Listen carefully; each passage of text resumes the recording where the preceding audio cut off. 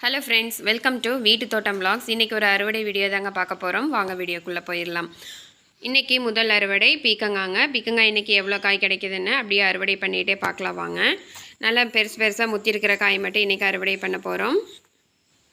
நம்ம போட்ட பீக்கங்காய் கொடி எல்லாமே இப்போதைக்கு அறுவடை கொடுக்க ஆரம்பிச்சாச்சுங்க. ஒரு 2 கொடி மட்டும் அறுவடை கொடுக்காம இருந்தது. இப்போ இந்த டைம் பார்த்திங்கன்னா அதுலேருந்து காய்கள் நம்ம அறுவடை பண்ணியாச்சுங்க. 8 கொடி போட்டோம். 8லேயுமே இன்றைக்கி பார்த்திங்கன்னா காய்கள் இருக்குதுங்க. அப்படியே அறுவடை பண்ணிடலாம். இந்த இடத்துல பார்த்திங்கன்னா கொஞ்சம் பெருசாக இருக்குது, முத்தி இருக்குதுன்னு நினச்சி பார்த்தோம் அப்படின்னா உள்ளே பார்த்திங்கன்னா அந்தளவுக்கு விதைகள் பெருசாகலைங்க. நல்லாவே கொஞ்சம் பிஞ்சாகவே தான் இருந்தது. பிஞ்சுகளும் பார்த்திங்கன்னா இந்த டைம் நிறையாவே இருக்குதுங்க. நல்லா செடியை நீக்கி பார்க்கணும். இப்போ ஒரு 4-5 அறுவடை பண்ணியிருப்போம். அப்போவே பார்த்திங்கன்னா ஒரு காய் தப்பிச்சிருச்சு, ரொம்பவே பெருசாகிடுச்சு. அது விதைக்காகவும் விட்டாச்சுங்க. ஒரு கொடி பார்த்திங்கன்னா ரொம்பவே கொஞ்சம் மொரவனை உளுந்த மாதிரி இருந்தது. செடி எல்லாமே சுருங்கி இருந்தது. ஒரு கொடி மட்டும் பார்த்திங்கன்னா அந்த மாதிரி இருக்குது. மற்ற கொடி எல்லாமே நல்லாவே சூப்பராக வந்துட்டுருக்குதுங்க. காய்கள் பார்த்திங்கன்னா நல்லா இந்த மாதிரி தேடி தனங்க பொறிக்கிற மாதிரி இருந்தது. இன்றைக்கி அறுவடை பண்ணும்போது பார்த்திங்கன்னா கத்திரிக்கோள் எடுத்துகிட்டு வர மறந்துட்டேன். அப்படியே கையிலேயே பார்த்திங்கன்னா அறுவடை பண்ண ஆரம்பித்தாச்சு. இந்த கொடியில் மட்டும் பார்த்திங்கன்னா 4 காய் கிடச்சிருக்குதுங்க. இன்றைக்கி மொத்தம் ஒரு 5-6 காய் பக்கம் கிடச்சிருக்குது பீக்கங்காய். கடைசியாக எவ்வளோ காய் கிடச்சிருக்குதுன்னு காட்டுறாங்க. அடுத்த அறுவடை நம்மளோட வரி கத்திரிக்காங்க. வரி கத்திரிக்காய் நம்ம போட்ட செடிகள் எல்லாமே நல்லா பூக்கள் பிடிச்சி பிஞ்சுகளும் பிடிச்சிருக்குது. ஒரு சில செடியில் காய்களும் பொறிக்க ஆரம்பிச்சாச்சு. ஒரு 2-3 அறுவடை ஆச்சுங்க. நம்ம வரி கத்திரிக்காய் அறுவடை பண்ண ஆரம்பித்து இந்த செடியெல்லாம் பாருங்கள், நல்லா கொத்தாக பிடிச்சிருக்குது காய்கள். இன்றைக்கி நல்லா பெருசாக முத்தி இருக்கிற காய்கள் மட்டும் அறுவடை பண்ணிக்கலாம். ஒரு 2 நாளைக்கு முன்னாடி தான் பார்த்திங்கன்னா வரி கத்திரிக்காய் நிறையவே அறுவடை பண்ணணும். இன்றைக்கி கொஞ்சம் பெருசாக இருக்கிற காய்கள் மட்டும் அறுவடை பண்ணிடலாம். மற்ற சிறுசாக இருக்கிற காய்கள் எல்லாமே கொஞ்சம் நாள் கழித்து 2-3 நாள் கழித்து பெருசானதுக்கப்புறமா அறுவடை பண்ணிடலாம். இது ரொம்பவே பெருசாக வரைக்குமே விதைகள் பார்த்திங்கன்னா அந்த அளவுக்கு முத்துறதில்லை. இந்த டைம் வரி கத்திரிக்காய் அறுவடை கொஞ்சம் கம்மியாக தாங்க இருக்குது. போன டைம் அறுவடை பண்ண அளவுக்கு இல்லை. போன டைம் கிட்டத்தட்ட ஒரு 2 கிலோக்கு இருந்தது. இந்த டைம் பார்த்திங்கன்னா கொஞ்சம் கம்மியாக தாங்க கிடச்சிருக்குது. பிஞ்சுகள் தான் பார்த்திங்கன்னா நிறைய இருக்குது. அடுத்த அறுவடையில் நிறையவே காய்கள் கிடைக்குங்க. களைப்பில் மட்டும் முதலால் வந்துடுதுங்க. ரொம்ப பெருசாக இருக்கிற களைப்பில் மட்டும் பிடுங்கி விட்டுட்டு மீதியெல்லாம் பார்த்திங்கன்னா அப்படியே விட்டுட்டேன். செடி சுற்றியும் பார்த்திங்கன்னா கொஞ்சம் சுத்தமாக வச்சுருக்கிறோம் இல்லைங்களா, இல்லைன்னா பூரா காய்ப்புழு அதிகமாக விழுந்துடும். இப்போவும் பார்த்திங்கன்னா 1-2 காய்கள் சொத்தையாக இருக்குது. மேலே பார்த்தா நல்லா இருக்கிற மாதிரி இருக்குது. நம்ம சமையல் பண்ணும்போது கொஞ்சம் அரிஞ்சிட்டு பார்த்தோம் அப்படின்னா ஒரு பாதி காயில் பார்த்திங்கன்னா ஓட்டை இருக்குதுங்க. இதுக்கு நம்ம எந்த ஒரு மருந்துமே அடிக்கலைங்க. தானாக அப்படியே கொடுக்குற காய்கள் கொடுக்கட்டுன்னு சொல்லிட்டு எந்த ஒரு மருந்துமே அடிக்கலை. கொஞ்சம் பிஞ்சாக இருக்கும்போதே பார்த்திங்கன்னா சொத்தை விழுந்துருந்துச்சுன்னா அதை அப்படியே சிறுசாக இருக்கும்போதே தூக்கி தூரம் போடுறதுங்க. இன்றைக்கி கொஞ்சமாக அறுவடை பண்ணியிருக்கிற வரி கத்திரிக்காய்.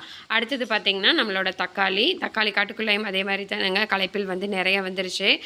செடிகள் பார்த்திங்கன்னா ரொம்பவே மோசமான நிலைமையில தான் இருக்குது. அதனால சரி இருக்கிற காய் மட்டும் பழுக்கட்டுன்னு சொல்லிட்டு வேறு எந்த ஒரு இதுவுமே பண்ணலைங்க.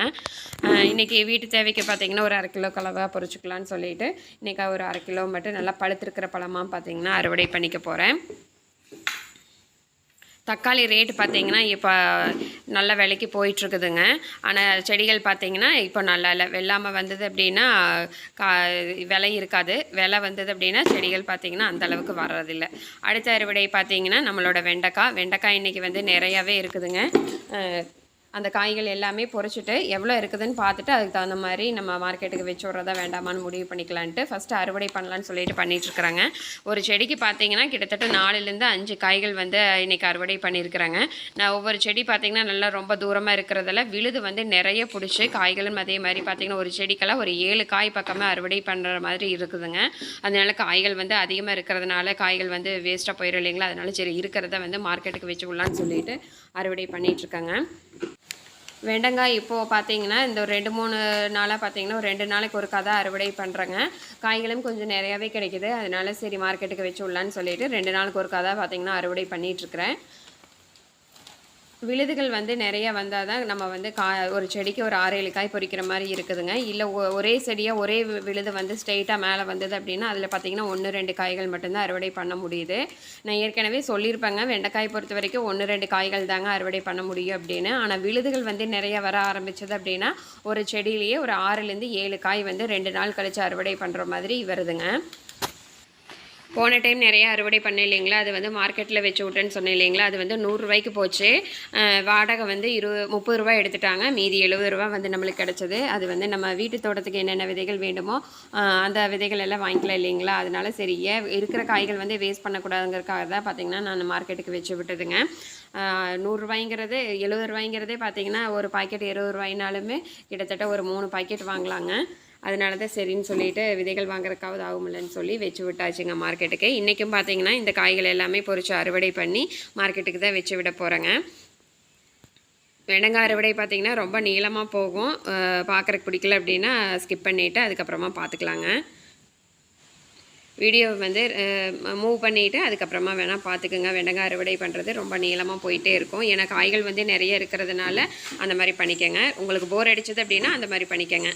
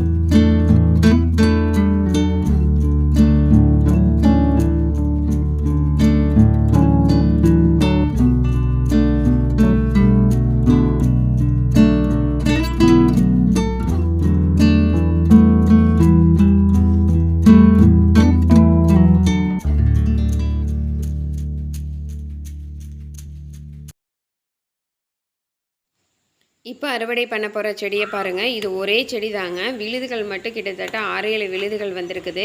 இந்த ஒரு செடியில் மட்டும் எத்தனை காய் மட்டும் அறுவடை பண்ணுறேன்னு பாருங்கள். கிட்டத்தட்ட 7லேருந்து 8 காய் வந்து அறுவடை பண்ணியிருக்கேன். இதே மாதிரி 2 செடியில் 16 காய் வந்து அறுவடை பண்ணியிருக்கேன். அறுவடை பண்ண இடைவெளி பார்த்தீங்க அப்படின்னா 2 நாள் கேப்புங்க. 2 நாளில் 2 செடியில் பார்த்தீங்கன்னா கிட்டத்தட்ட 16லேருந்து 17 காய் வந்து அறுவடை பண்ணியிருக்கேங்க. ரொம்ப விழுதுகள் வந்தது தான் பார்த்தீங்கன்னா இந்த அறுவடைக்கான காரணம் பார்த்தீங்கன்னா அதுதான். விழுதுகள் வந்து நிறைய வந்ததுனால தான் காய்கள் வந்து அதிகமாக பிடிச்சிருக்குது. நம்ம என்ன தான் உரம் கொடுத்தாலும் செடி வந்து ஒரே ஒரு விழுதில் மட்டும் வந்தது அப்படின்னா 1-2 காய்கள் தாங்க பறிக்க முடியும். அதுவே கீழே விழுதுகள் பார்த்திங்கன்னா 4-5 வந்தது அப்படின்னா அதில் பார்த்திங்கனாலுமே ஒரு செடி வளர்கிற அளவுக்கு இதுலேயும் பார்த்திங்கன்னா விழுதுகள்லேயும் அந்தளவுக்கு காய்கள் வந்து எடுக்க முடியுதுங்க. கிட்டத்தட்ட இதுலேயே பாருங்கள் ஒரு 100 கிராமுக்கு மேலேயே இருக்கும். 1/4 கிலோக்குள்ளே இவ்வளோ போட்டால் வந்துருங்க. அந்த அளவுக்கு காய்கள் வந்து இந்த ஒரு செடியில் மட்டும் கிடச்சிருக்குது. இந்த செடியிலையும் அதே மாதிரி தான் பாருங்கள். இப்போ 2 காய் பறிச்சாச்சு. இதோட 3, இங்கே 1, 4, 5, 6, 7. அதை அப்படியே வச்சுட்டு பொறிக்க முடியல, அதனால் கீழே வச்சுட்டு இதோட 8, 9 காய்ங்க. இங்கே கொஞ்சம் பிஞ்சாக இருந்தது, அதையும் பொறிச்சிட்டேன். 10 காய். இந்த ஒரு செடியில் மட்டும் பாருங்கள் 10 காய் வந்து பொறிச்சிருக்கிறேன். இன்றைக்கி ஒரு டப்பாவே ஃபுல்லாக நிறைஞ்சிருச்சுங்க. இது எல்லாமே பார்த்திங்கன்னா மார்க்கெட்டுக்கு தான் வச்சு விட போகிறேன். கிட்டத்தட்ட இந்த இடத்துல பார்த்திங்கன்னா ஒரு 40 செடிக்கு மேலே தாங்க இருக்கும். அதிலிருந்து இவ்வளோ காய்கள் வந்து நம்மளுக்கு கிடச்சிருக்குது.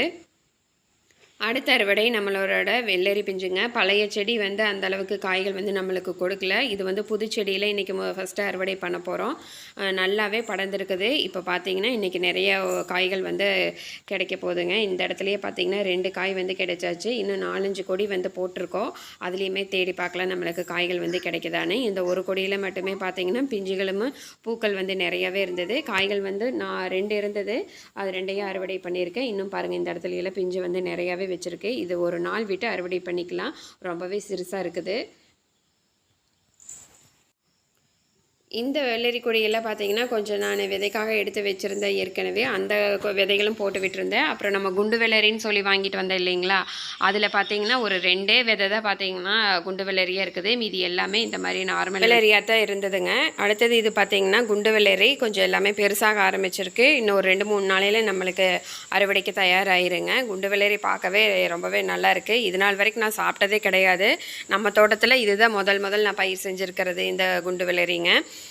பார்க்கல எப்படி இருக்குது டேஸ்ட் அப்படிங்கிறது எல்லாமே நம்ம அறுவடை பண்ணிவிட்டு அதுக்கப்புறமா சொல்கிறேங்க. நிறைய வந்து பிஞ்சுகள் வந்து பிடிச்சிருக்குது. நார்மல் வெள்ளரி மாதிரியே ஒவ்வொரு விழுதுக்கும் பார்த்திங்கன்னா காய்கள் வந்து நிறைய பிடிச்சிருக்குதுங்க.